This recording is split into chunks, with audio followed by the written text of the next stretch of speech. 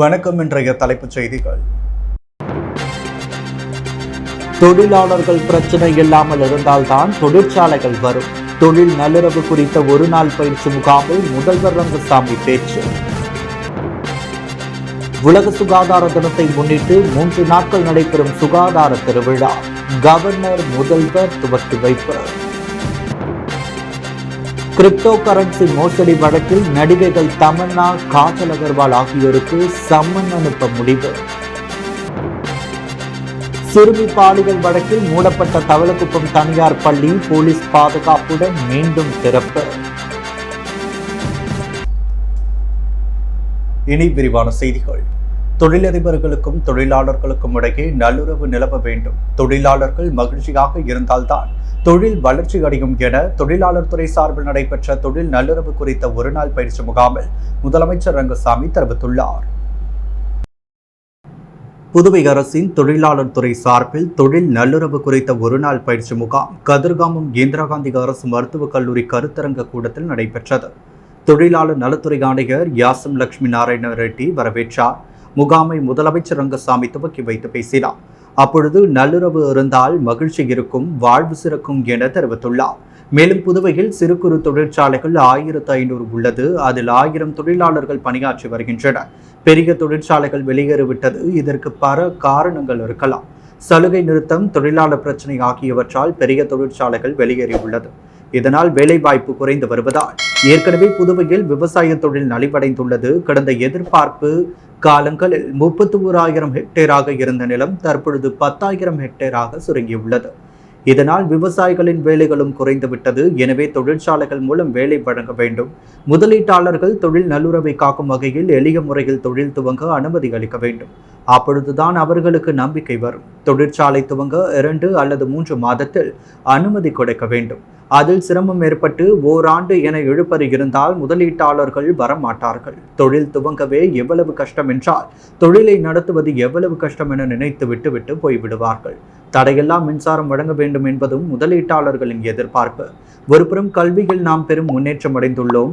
ஆண்டுதோறும் ஆயிரக்கணக்கான பொறியியல் பட்டம் படித்த மாணவர்கள் வெளியேறுகின்றனர். வேலை வழங்க வேண்டியதன் அவசியம். ஒரு வெளியூர் வெளிநாடுகளில் வேலைக்கு சென்றாலும் சிலர் உள்ளூரில் பணியாற்ற விரும்புவர். இதற்கு தொழிலாளர்கள் பிரச்சனை இல்லாமல் இருந்தால்தான் தொழிற்சாலைகள் வரும். அண்டை மாநிலமான வில்லியனூரில் ஒரு தமிழகத்தில் வானூர், திண்டிவனம், கூற்றோடு பகுதிகள் அதிக அளவில் தொழிற்சாலைகள் வருகிறது. இன்ஜினியரிங் படித்த மாணவர்கள் சாதாரண வேலைக்கு கூட செல்கின்றனர். எல்டிசி, யூடிசி, ஊர்காவல் படைக்கு இன்ஜினியரிங் மாணவர்கள் விண்ணப்பித்து தேர்வு எழுதுகின்றனர். அவர்களின் இன்ஜினியரிங் அறிவை பயன்படுத்த முடியாமல் போகிறது. தொழிலதிபர்களும் தொழிலாளர்களுக்கும் இடையே நல்லுறவு நிலவ வேண்டும் என கேட்டுக்கொண்டார். மேலும் 300 தொழிலாளர்கள் வேலை வாய்ப்பை இழந்து நிற்பதால் தொழிற்சாலைக்கு வெளியே உள்ள சங்கங்களின் தலையிடம் உள்ளது. இவற்றை கருத்தில் கொண்டு முதலீட்டாளர்கள், தொழிலதிபர்கள், தொழிலாளர்கள் சமூக உறவை பேண வேண்டும். அமர்ந்து சமரசம் பேசி உடன்பாடு ஏற்படுத்த வேண்டும் என்றார். உலக சுகாதார தினத்தை முன்னிட்டு சுகாதாரம் மற்றும் குடும்ப நலத்துறை சார்பில் 2 நாட்கள் நடைபெறும் சுகாதார திருவிழாவை துணைநிலை ஆளுநர் கைலாஷ்நாதன் மற்றும் முதலமைச்சர் ரங்கசாமி ஆகியோர் துவக்கி வைத்தனர். உலக சுகாதார தினத்தை முன்னிட்டு புதுவை அரசு சுகாதார மற்றும் குடும்ப நலவழித்துறை சார்பாக மாபெரும் சுகாதார திருவிழா புதுவை காமராஜர் மணிமண்டபத்தில் துவங்கி வரும் 2ஆம் தேதி வரை நடைபெறுகிறது. இதன் துவக்க விழா இன்று நடைபெற்றது. இதில் சிறப்பு விருந்தினராக துணைநிலை ஆளுநர் கைலாஷ்நாதன், முதலமைச்சர் ரங்கசாமி கலந்து கொண்டு சுகாதார திருவிழாவினை துவக்கி வைத்தனர். இதில் ட்ரீம்ஸ் 24 திட்டத்தின் கீழ் பள்ளிகளில் டெங்கு குறித்த விழிப்புணர்வு நிகழ்ச்சிகளில் பங்கேற்ற மாணவ மாணவியருக்கு துணைநிலை ஆளுநர் மற்றும் முதலமைச்சர் ஆகியோர் சான்றிதழ்களை வழங்கினர். சுகாதார திருவிழாவில் பொது சுகாதார சேவைகள், வாய், மார்பக, கர்ப்பப்பை, வாய் புற்றுநோய் பரிசோதனைகள் மற்றும் ஆலோசனைகள், நீரிழிவு, இரத்த அழுத்தம், இரத்த பரிசோதனை, கண், காது, மூக்கு, தொண்டை, மனநலம் மற்றும் குழந்தைகளுக்கான ஆலோசனைகள், இருதயம், நுரையீரல், நரம்பியல், சிறுநீரக நோய்க்கான பரிசோதனைகள் மற்றும் ஆலோசனைகள் அந்தந்த துறை சார்ந்த சிறப்பு வல்லுநர்களால் இலவசமாக வழங்கப்பட இருக்கின்றன. விழாவில் சட்டப்பேரவைத் தலைவர் செல்வம், ஆதி திராவிடர் மற்றும் பழங்குடியினர் நலத்துறை அமைச்சர் சாய்ஜி சரவணகுமார், தலைமை செயலர் சரத் சவுகான், சுகாதாரத்துறை செயலர் ஜெயந்தகுமார் உள்ளிட்ட அரசு அதிகாரிகள், சுகாதாரத்துறை ஊழியர்கள், பொதுமக்கள், மாணவ மாணவிகள் என அனைவரும் திரளாக கலந்து கொண்டனர். கிரிப்டோ கரன்சி மோசடி வழக்கில் நடிகைகள் தமன்னா, காஜல் அகர்வால் ஆகியோருக்கு சம்மன் அனுப்பி விசாரிக்க புதுவை சைபர் கிரைம் போலீசார் முடிவெடுத்துள்ளனர். புதுச்சேரி லாஸ்பேட்டையை சேர்ந்த BSNL ஓய்வு பெற்ற ஊழியர் அசோகன், இவர் கிரிப்டோ கரன்சியில் ஆஷ்பே என்ற இணையதள பக்கத்தில் 98 லட்சம் ரூபாய் முதலீடு செய்து ஏமாந்தார். இது குறித்த புகாரின் பேரில் புதுச்சேரி சைபர் கிரைம் போலீசார் வழக்கு பதிந்து கிரிப்டோ கரன்சி மோசடி கும்பலை சேர்ந்த கோயம்புத்தூர் ரமேஷ்குமார் மகன் நிதிஷ்குமார் ஜெயின், அரவிந்த் குமார் ஆகியோரை கைது செய்து சிறையில் அடைத்தனர். மேலும் 9 பேரை தேடி வருகின்றனர். இவ்வழக்கில் பிரபல நடிகைகள் தமன்னா, காஜல் அகர்வால் ஆகியோர் சம்பந்தப்பட்டுள்ளதால் அவர்களுக்கு சம்மன் அனுப்பி விசாரிக்க சைபர் கிரைம் போலீசார் முடிவு செய்துள்ளனர். இதுகுறித்து போலீசார் கூறுகையில், கிரிப்டோ கரன்சி மோசடி வழக்கில் தொடர்புடையவர்கள் கோயம்புத்தூர், மாமல்லபுரம், மும்பை உள்ளிட்ட இடங்களில் மோசடி செய்த பணத்தை கொண்டு கோடிக்கணக்கில் செலவு செய்து மிக பெரிய அளவில் விழாக்களை நடத்தியுள்ளனர்.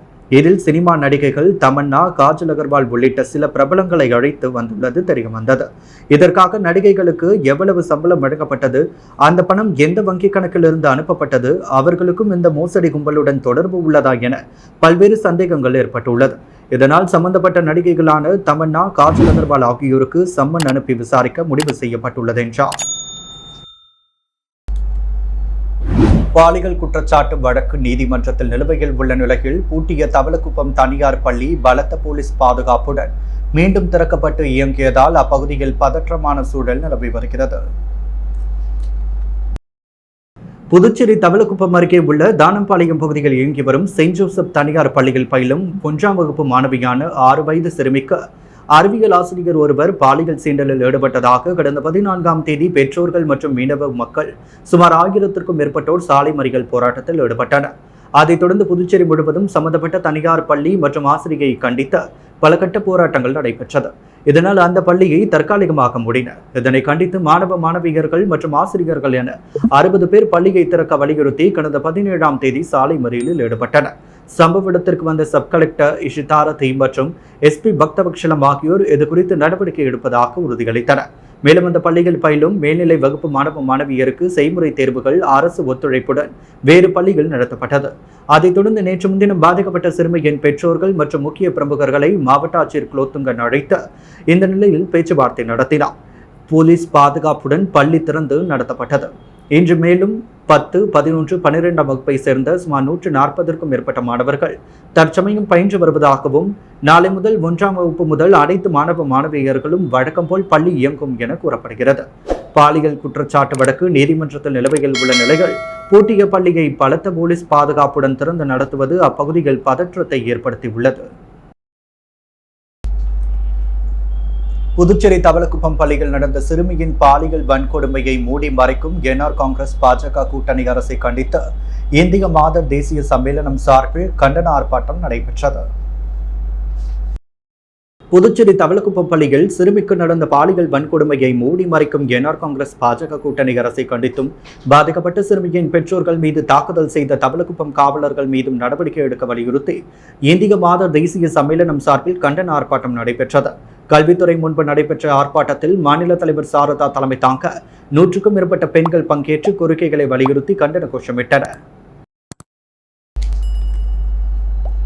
அரியாங்குப்பம் வட்டார வளர்ச்சி அலுவலகம் சார்பில் மகாத்மா காந்தி தேசிய ஊரக வேலை உறுதி திட்டத்தின் கீழ் மணவெளி தொகுதியில் பல்வேறு இடங்களில் நடைபெற உள்ள பணிகளின் துவக்க நிகழ்ச்சி சபாநாயகர் ஏம்பலம் செல்வம் தலைமையில் நடைபெற்றது. மகாத்மா காந்தி தேசிய ஊரக வேலை உறுதி திட்டத்தின் கீழ் மணவெளி சட்டமன்ற தொகுதி ஆண்டிகார்பாளையம் பகுதிகள் 5,50,000 ரூபாய் மதிப்பில் குறுக்கமேடு முதல் உப்பனாறு வரையுள்ள ஏரி வாய்க்காலை தூர்வாரி ஆழப்படுத்துதல், TN பாளையம் பகுதியில் நடைபெறும் மதிக்கெட்டான் வாய்க்கால் முதல் மல்ரெட்டி வாய்க்காலை 7,30,000 ரூபாய் மதிப்பில் தூர்வாரி ஆழப்படுத்துதல் மற்றும் நோனாங்குப்பம் டோல்கேட் பகுதியில் 3,03,000 ரூபாய் மதிப்பீட்டில் குள்ளக்கவுண்டர் தோப்பு முதல் மெயின் ரோடு வரை உள்ள புறம்போக்கு வாய்க்காலை தூர்வாரி ஆழப்படுத்துதல் ஆகிய பணிகளை சட்டப்பேரவைத் தலைவர் ஏம்பலம் செல்வம் அந்தந்த பகுதிகளுக்கு நேரில் சென்று துவக்கி வைத்தார். இந்த நிகழ்ச்சியில் வட்டார வளர்ச்சி அதிகாரி கார்த்திகேயன், உதவி பொறியாளர் ராமன், இளநிலை பொறியாளர் சிவஞானம், பணி ஆய்வாளர் கணேசன் மற்றும் ஆண்டிகார்பாளையம் பகுதி ஞானசேகரன், திருமால், வாழமுடி, ரமேஷ், TN பாளையம் பகுதி NR காங்கிரஸ் பிரமுகர் மனோகர், கூட்டுறவு சங்க தலைவர் சுகாத்தியா, முனுசாமி, டோல்கேட் பகுதி SPS குமரன், மூர்த்தி, சிவபிரகாசம், பிரியா, தனஞ்சயன் உள்ளிட்ட அந்தந்த பகுதி முக்கிய பிரமுகர்கள் மற்றும் பொதுமக்கள் கலந்து கொண்டனர். புதுச்சேரி காவல்துறையில் இணைந்த 7 நாய்க்குட்டிகளை டிஜிபி ஷாலினி சிங் தலைமையிலான உயரதிகாரிகள் கொஞ்சி மகிழ்ந்தனர். புதுச்சேரி போலீஸ் துறையில் துப்பறிவு மோப்பநாய் பிரிவு செயல்பட்டு வருகின்றது. இப்பிரிவில் புதுவையில் 9, காரைக்காலில் 2 என மொத்தம் 11 மோப்பநாய்கள் இருக்க வேண்டும். ஆனால் புதுவையில் வெடிகுண்டு கண்டறியும் பிரிவில் டோனி, ராம் என 2 மோப்பநாய்களும், குற்றப்புலனாய்வில் ரோஜர் என்ற மோப்பநாயும், போதைப் பொருட்கள் கண்டறிய பைரவா என 4 மோப்பநாய்கள் மட்டுமே உள்ளது. இதுபோன்று காரைக்காலில் வெடிகுண்டுகளை கண்டறிய ஜாக் என்ற மோப்பநாய் மட்டுமே பணியில் உள்ளது. எனவே காவல்துறைக்கு லேபர்டாக் இனத்தை சேர்ந்த 5 குட்டிகளும், டாபர்மேன் இனத்தை சேர்ந்த 2 நாய்க்குட்டிகளும் என 7 புதிதாக நாய்க்குட்டிகள் வாங்கி பணியில் இணைக்கப்பட்டுள்ளது. லேபர்டாக் நாய்க்குட்டி ஒன்று 26,500 ரூபாய் விகிதம், 5 நாய்க்குட்டிகள் 1,32,500 ரூபாய்க்கும், ஒரு டாபர்மேன் நாய்க்குட்டி 29,000 ரூபாய் விகிதம், 2 குட்டிகள் 58,000 ரூபாய்க்கு கோயம்புத்தூரிலிருந்து வாங்கப்பட்டுள்ளது. காவல் தலைமையகத்திற்கு கொண்டு வரப்பட்ட இந்த நாய்க்குட்டிகளை டிஜிபி ஷாலினி சிங் தலைமையிலான உயரதிகாரிகள் கொஞ்சி மகிழ்ந்தனர். இதுகுறித்து மோப்பநாய் பிரிவு அதிகாரிகள் கூறும் பொழுது, புதுவையில் நடக்கும் அனைத்து குற்ற வழக்குகளிலும் மோப்பநாய்கள் முக்கிய பங்காற்றி வருகின்றது. அண்மையில் 5 மோப்பநாய்கள் பணி ஓய்வு பெற்றனர். மோப்பநாய் இருந்தது. எனவே போலீஸ் துறைக்கு புதிதாக மோப்பநாய் குட்டிகள் தற்பொழுது டெண்டர் விட்டு வாங்கப்பட்டுள்ளது. இவை 3 மாத குட்டிகள். இவை பயிற்சி அளிக்கப்பட்ட பின் புதுச்சேரி வெடிகுண்டு பிரிவில் 3, குற்றப்புலனாய்வு போதைப் பொருள் தடுப்பு பிரிவு 1 என இணைக்கப்படும். காரைக்கால் குற்றப்புலனாய்வில் 1, போதைப் பொருள் தடுப்பில் 1 என சேர்க்கப்படும் என கூறியுள்ளனர். திமுக தலைவர் தமிழக முதல்வர் மு.க. ஸ்டாலின் பிறந்தநாளை முன்னிட்டு நடத்தப்பட்ட ரத்த தான முகாமில் பேசிய எதிர்க்கட்சித் தலைவர் சட்டமன்ற உறுப்பினர் சிவா, பல வகை பாயாசங்கள் வைத்திருக்கின்றோம், அதை விஜய்க்கு கொடுக்க காத்திருக்கின்றோம் என்று தெரிவித்துள்ளார். திமுக தலைவர் மு.க. ஸ்டாலின் பிறந்தநாள் விழாவை கொண்டாடும் வகையில் புதுவை மாநில திமுக அரசு மருத்துவமனை மற்றும் ஜிப்மர் மருத்துவமனையுடன் இணைந்து நடத்திய ரத்த தான முகாம் தனியார் திருமண மண்டப வளாகத்தில் நடைபெற்றது. திமுக மாநில அமைப்பாளர் சிவா தலைமையில் நடைபெற்ற ரத்த தான முகாமில் புதுவை மாநிலம் முழுவதும் இருந்து சுமார் 300க்கும் மேற்பட்டவர்கள் கலந்து கொண்டு ரத்த தானம் செய்தனர். பின்னர் செய்தியாளர்களை சந்தித்த மாநில அமைப்பாளர் சிவா, திமுக தலைவர் மு.க. ஸ்டாலின் பிறந்த நாளை கொண்டாடும் வகைகள் மாநிலம் முழுவதும் நலத்திட்ட உதவிகள் வழங்கி கொண்டாட உள்ளோம். இதன் ஒரு பகுதியாக ரத்த தான முகாம் நடைபெற்றது. இதில் 300க்கும் மேற்பட்டவர்கள் ரத்த தானம் வழங்கியுள்ளனர். உலகம் முழுக்க பாராட்டக்கூடிய தலைவராக ஸ்டாலின் இருக்கிறார். சிறந்த ஆட்சியாக திமுக ஆட்சி உள்ளது என்று குறிப்பிட்ட சிவா, பல வகை பாயாசங்கள் வைத்திருக்கிறோம், அதை விஜய்க்கு கொடுக்க காத்திருக்கிறோம் என்றும் தெரிவித்தார். மீனவர் சங்க கூட்டுறவு சங்க அலுவலகத்தில் நடைபெற்ற மத்திய அரசால் வழங்கப்படும் மீனவர்களுக்கான தற்காலிக சான்றிதழை செயலி மூலம் பதிவேற்றம் செய்து சட்டமன்ற உறுப்பினர் நேரு மீனவர்களுக்கு வழங்கினார். மத்திய அரசால் வழங்கப்படும் மீனவர்களுக்கான தற்காலிக சான்றிதழ் செயலி மூலம் பதிவேற்றம் செய்து வழங்கும் விழா புதுவை மீனவர் கூட்டுறவு சங்க உறுப்பினர்களுக்கான சங்க அலுவலகத்தில் நடைபெற்றது. நிகழ்ச்சியில் உருளையன்பேட்டை தொகுதி சட்டமன்ற உறுப்பினர் நேரு என்கின்ற குப்புசாமி கலந்து கொண்டு சிறப்புரையாற்றி அனைவருக்கும் மீனவர்களுக்கான சான்றிதழ் மற்றும் இந்நிகழ்ச்சியின் மீன்வளத்துறையின் துறை இயக்குநர் ராஜேந்திரன், சங்கத்தின் பொறுப்பாளர் அருண்குமார் ஆகியோர் கலந்து கொண்டு வழங்கினர். இந்த நிகழ்ச்சியில் சங்க நிர்வாகிகள் மற்றும் பஞ்சாயத்து நிர்வாகிகள், உறுப்பினர்கள் கலந்து கொண்டு சான்றிதழை பதிவேற்றம் செய்து பெற்றுக் கொண்டனர். விழாவில் சாம்பசிவம், கஜேந்திரன், குணசேகரன், ராமானுஜம், தயாளன், ஆறுமுகம் மற்றும் பலர் கலந்து கொண்டனர். காரைக்காலில் எஸ்டிபிஐ கட்சி சார்பாக மாபெரும் வக்ஃப் உரிமை மீட்பு பொதுக்கூட்டம் நடைபெற்றது. காரைக்கால் மாவட்டம் எஸ்டிபிஐ கட்சி சார்பாக வக்ஃப் உரிமை மீட்பு பொதுக்கூட்டம் காரைக்கால் மஸ்தான் பள்ளி வீதியில் நடைபெற்றது. காரைக்கால் மாவட்ட தலைவர் முகமது சித்திக் தலைமையில் நடைபெற்ற இந்த பொதுக்கூட்டத்திற்கு காரைக்கால் மாவட்ட துணைத் தலைவர் ஃபக்ருதீன் வரவேற்புரையாற்றினார். புதுவை மாநில பொதுச் செயலாளர் சுல்தான் கவுஸ் துவக்க உரையாற்ற தேசிய செயற்குழு உறுப்பினர் முகமது ஃபாரூக், தமிழ்நாடு மாநில செயற்குழு உறுப்பினர் KKSM தெஹ்லான் பாக்கவி, புதுச்சேரி மாநில தலைவர் வழக்கறிஞர் ஃபரகத்துல்லா, விம் காரைக்கால் மாவட்ட தலைவி நசீரா பேகம் ஆகியோர் சிறப்புரையாற்றினர். இறுதியாக நிரவி திருப்பட்டினம் தொகுதி தலைவர் உமர் சும்சு நன்றி உரை வழங்கினார். இந்த பொதுக்கூட்டத்தில் எஸ்டிபிஐ கட்சியின் மாநில, மாவட்ட தொகுதி கலை நிர்வாகிகள் மற்றும் ஜமாத்தாரர்கள் மற்றும் ஊர் மக்கள் பலரும் பெருந்திரளாக கலந்து கொண்டனர். புதுச்சேரி சிறப்பு பொருளாதார மண்டலத்திற்காக சேதராப்பட்டு கிராமத்தில் கையகப்படுத்தப்பட்ட 800 ஏக்கர் நிலத்தில் புதிய தொழிற்சாலைகளை துவங்க மத்திய அரசின் ஒப்புதலை பெற்றுள்ளதாக அமைச்சர் நமச்சிவாயம் தெரிவித்துள்ளார். புதுவை அரசின் வணிகம் மற்றும் தொழில்துறை சார்பில் புதுச்சேரி ஸ்டார்ட் அப் ட்ரெண்ட் 2.0 என்ற கருத்தரங்கம் தனியார் ஹோட்டலில் நடைபெற்றது. கருத்தரங்கை தொழில்துறை அமைச்சர் நமச்சிவாயம் துவக்கி வைத்து பேசினார். அப்பொழுது புதுவையின் சேதரப்பட்டு கிராமத்தில் கையகப்படுத்தப்பட்ட 800 ஏக்கர் நிலத்தில் புதிய தொழிற்சாலைகளை துவங்க மத்திய அரசின் ஒப்புதல் பெற்றுள்ளோம். ஜூன் ஜூலை மாதத்தில் இது செயல்பாட்டுக்கு வரும்.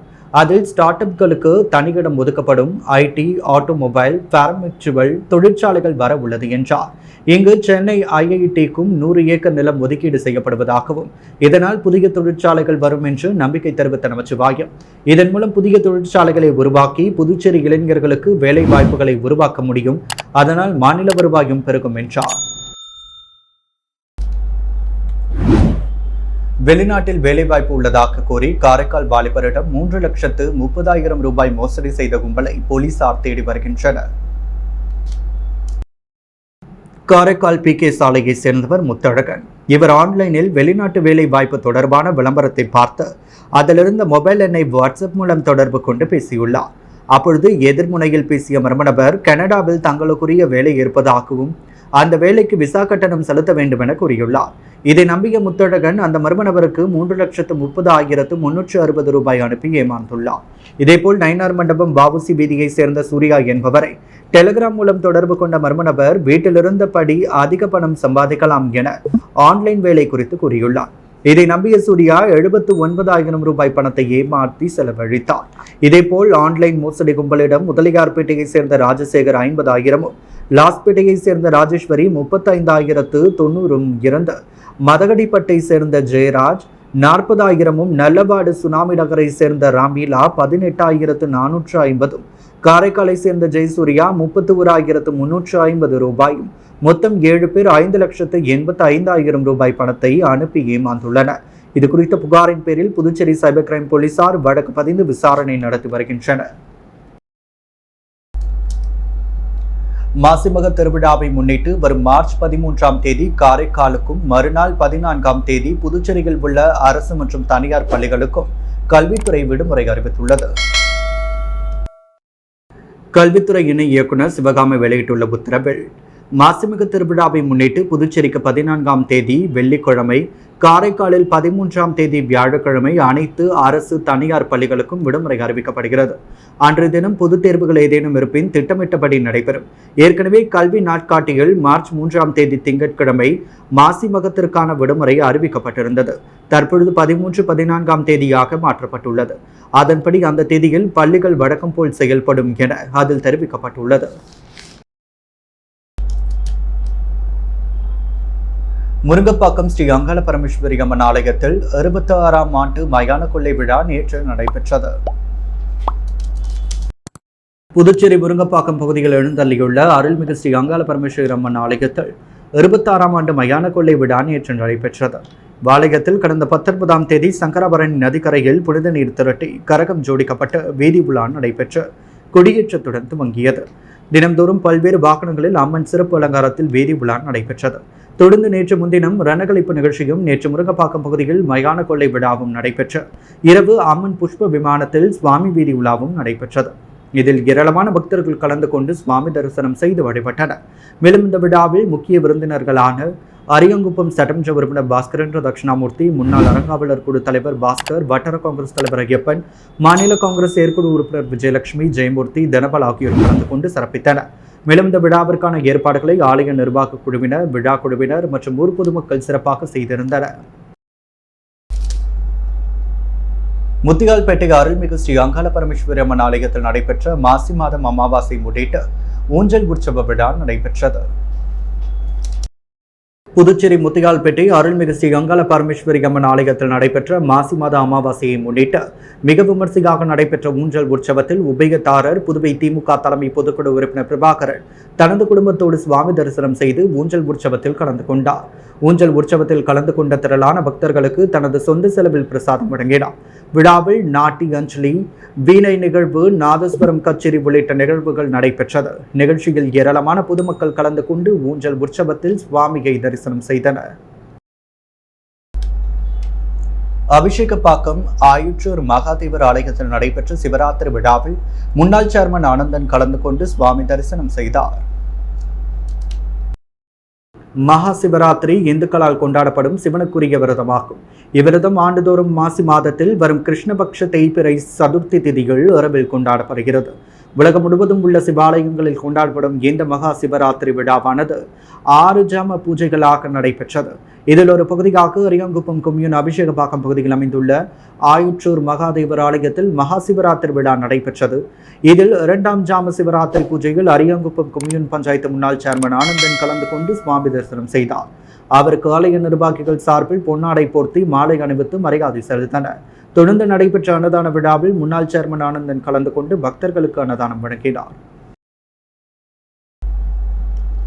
வில்லியனூர் கணுவாப்பேட்டையில் எழுந்தருளி இருக்கும் ஸ்ரீ அங்காள பரமேஸ்வரி அம்மன் ஆலயத்தில் 15ஆம் ஆண்டு மயான கொள்ளை விழாவில் திரளான பக்தர்கள் பங்கேற்று தங்களது நேர்த்திக்கடனை செலுத்தினர். வில்லியனூர் கொம்யூன் கணுவாப்பேட்டை புதுநகர் போடை தெருவில் எழுந்தருளி இருக்கும் அருள்மிகு தேவி ஸ்ரீ அங்காள பரமேஸ்வரி அம்மன் ஆலயத்தில் 15ஆம் ஆண்டு மயான கொள்ளை விழா கடந்த செவ்வாய்க்கிழமை அன்று கொடியேற்றத்துடன் துவங்கியது. தொடர்ந்து நேற்று முன்தினம் காலை அம்மனுக்கு சிறப்பு அபிஷேக ஆராதனைகள் நடைபெற்று மகாதீப ஆராதனைகள் காண்பிக்கப்பட்டது. மாலை ரணகலைப்பு நிகழ்ச்சியும் அம்மன் வீதி விழா காட்சியும் நடைபெற்றது. இதைத் தொடர்ந்து முக்கிய நிகழ்வாக கோட்டைமேடு மயானத்தில் மயான கொள்ளை விழா விமர்சையாக நடைபெற்றது. இதில் ஏராளமான பக்தர்கள் கலந்து கொண்டு சில்லறை நாணயங்கள், 10 ரூபாய், 20 ரூபாய் நோட்டுகள், தங்கள் நிலத்தில் விளைந்த பயிர் வகைகள், காய்கறிகள், பழங்கள், பிஸ்கெட் பாக்கெட்டுகள், குளிர்பானியங்கள் ஆகியவற்றை சூறை விட்டு வேண்டுதல்களை நிறைவேற்றினர். மயான கொள்ளை திருவிழாவில் ஏராளமான பக்தர்கள் கலந்து கொண்டு சுவாமி தரிசனம் செய்து வழிபட்டனர். பிற்படுத்தப்பட்ட மற்றும் சிறுபான்மை வகுப்பை சேர்ந்த பயனாளிகளுக்கு தள்ளுவண்டி மற்றும் இஸ்திரி பெட்டியை சட்டமன்ற உறுப்பினர் அனிபால் கென்னடி வழங்கினார். புதுவை உப்பளம் தொகுதிக்குட்பட்ட ஏழை, பிற்படுத்தப்பட்ட மற்றும் சிறுபான்மை வகுப்பை சேர்ந்த தள்ளுவண்டி தொழிலாளர்கள் மற்றும் இஸ்திரி பெட்டி தொழிலாளர்களுக்கு இலவச வண்டி மற்றும் இஸ்திரி பெட்டி வழங்கும் நிகழ்ச்சி திமுக உப்பளம் தொகுதி சட்டமன்ற உறுப்பினர் அனிபால் கென்னடி அலுவலகத்தில் நடைபெற்றது. சட்டமன்ற உறுப்பினர் அனிபால் கென்னடி பயனாளிகளுக்கு வண்டி மற்றும் இஸ்திரி பெட்டியினை வழங்கினார். இத்திட்டம் புதுச்சேரி பிற்படுத்தப்பட்ட மற்றும் சிறுபான்மை நலத்துறை மூலம் விண்ணப்பித்த பயனாளிகளுக்கு வழங்கப்பட்டது. தொகுதி செயலாளர் சக்திவேல், துணை செயலாளர் நிசார், கலை செயலாளர்கள் செல்வம், ஹிருதயராஜ், ராகேஷ், கழகத்தினர் வீரமணி, மோரிஸ், ரகுமான் ஆகியோர் உடனிருந்தனர்.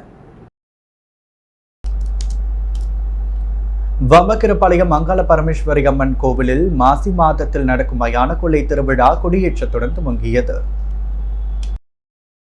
திருவிழாவினையொட்டி கரகம் ஜோடிக்கப்பட்டு வீதி உலா வந்தது. அம்மனுக்கு சிறப்பு அபிஷேகங்கள் மற்றும் ஆராதனை நடைபெற்றது. தொடர்ந்து அலங்கரித்து வைக்கப்பட்டிருந்த கோவில் கொடி கம்பத்தில் கொடியேற்றப்பட்டது. இதில் சட்டமன்ற உறுப்பினர் நேரு, கோவில் நிர்வாக அதிகாரிகள் மற்றும் பக்தர்கள் கலந்து கொண்டனர். விழாவிற்கான ஏற்பாடுகளை கோவில் நிர்வாகிகள் செய்திருந்தனர். தேசிய அறிவியல் தினத்தை முன்னிட்டு முதலியார்பேட்டை வைஸ்மேன் பள்ளியில் அறிவியல் கண்காட்சி நடைபெற்றது. சிறப்பு விருந்தினராக பாரதிய ஜனதா கட்சி மாநில செயலாளர் டாக்டர் வெற்றி செல்வம் கலந்து கொண்டு கண்காட்சியினை துவக்கி வைத்தார்.